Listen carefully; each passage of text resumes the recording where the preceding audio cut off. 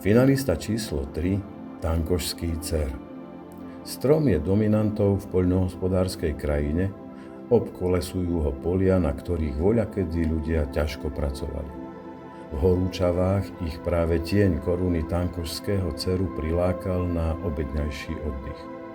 Najmä starší z obce a okolia majú so stromom množstvo spomienok a príhod z mladosti.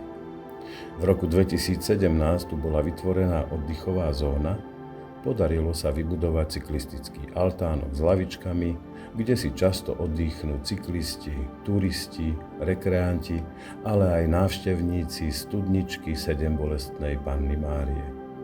Totiž pod Tankošským cerom sa nachádza pútnické miesto. Dnes je navyše chráneným stromom európskeho významu.